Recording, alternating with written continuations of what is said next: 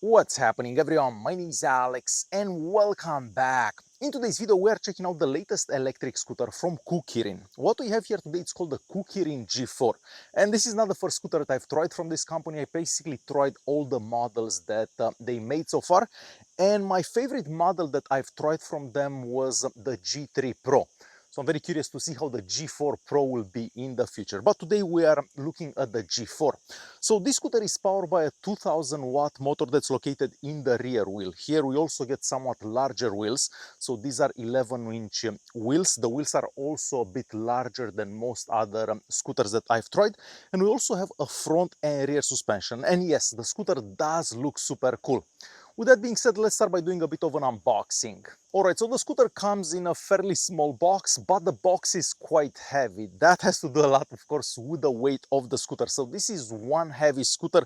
The back of it seems to be the heaviest. So the scooter has a weight of 37 kilos. So if you're imagining that you're going to be carrying this around, well, you're not going to be carrying that far because it is a fairly heavy scooter. Now this is also a folding scooter, so the handlebar can actually fold, and well, I guess you could put it in your car's trunk if you can lift it up that far. But as I said, the scooter is quite heavy.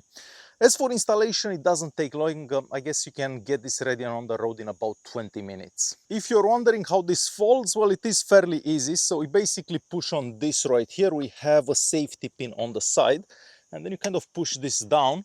And here we have a strap, so the strap kind of goes around this. I'm not a fan of this strap because every time you're riding, the strap keeps flapping around. So basically once you have this like this, you can lift the scooter, but as I said, it is extremely heavy, so you don't want to do that for long. To unfold this, it's also quite easy. So you basically just do this and the scooter unfolds. So that easy to fold and unfold. So the scooter has a front and rear suspension. The front and rear suspension does work quite well. So whenever you go over bumps, you're jumping a curve or uneven terrain, the ride does feel quite comfortable. And since we have somewhat larger and wider tires than normal, yes, you can do a bit of off-roading with the scooter, but I wouldn't actually recommend this. I think this is more of a city scooter than an off-roading scooter. But if there are some obstacles on the road, I guess you can easily go over them. Now for splash protection, we don't really have a mud guard on the front wheel. I guess this kind of acts as a mud guard, but I did notice, because I went through water the other day, you do get a lot of splashing on your shoes from the front wheel if you're going fast enough. On the back we do have a bit of a mud guard, but that could have also been a bit better.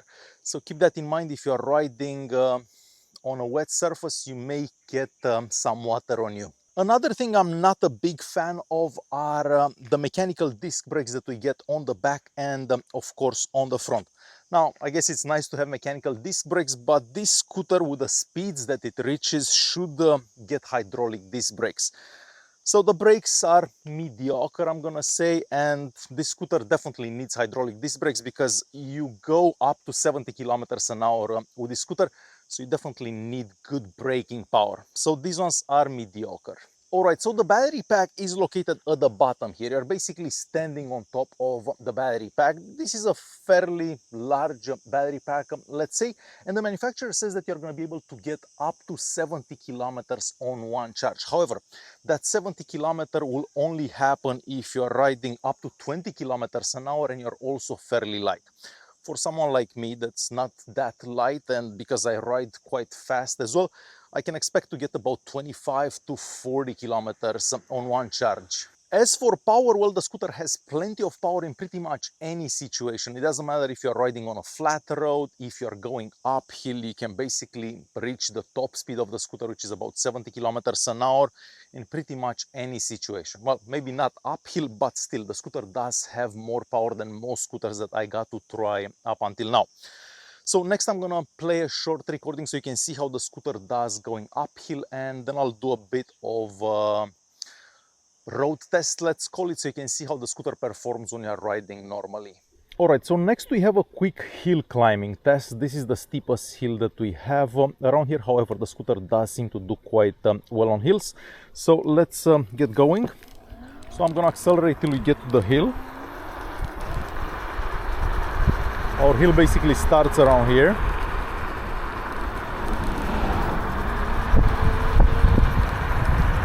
And I'm not sure if you can see how steep this hill is.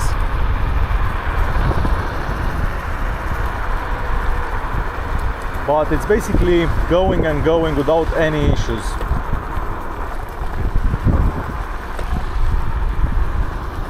So quite a steep hill, and the scooter does seem to do quite well. So pretty much plenty of power for any hill that you may encounter. Alright, so let me quickly show you how easy it is to ride this scooter. So first of all, we come to the scooter, we turn on the ignition, and then the screen comes on. So here on the screen you can see how much battery you have, the mode that you are in. This is also a bit of a touch screen, so if we press the mode button here, we are in the first mode, the second mode, or the race mode. So I typically ride the scooter in that mode. If you want to turn on the light, you just press the power button right here. If you want to power off the scooter, you just hold this button pressed here as well. So very easy. Now you can see the screen here because we're in the shade, but as soon as you go in the sun, it's a bit difficult seeing the screen. So to start, you basically just accelerate from here. So I'll show you. So it picks up speed quite fast. So we already have 25 kilometers an hour. This can definitely reach 70 kilometers an hour. We'll do a brake test in just a second. Now for handling, the scooter does feel a bit wobbly. The G3 Pro, for example, does feel more planted on the road. This one does feel a bit wobbly, I find. So let me do a brake test. So from about 30 kilometers an hour. So if you want, you can definitely lock that rear wheel. I'll show you that again. So 30 kilometers an hour. And you can definitely lock that rear wheel. But I'm not a fan of the brakes that we have. If you don't want to drive that fast, basically ride that fast, you just go in a different mode. So for example, if we go in the eco mode. So let me see.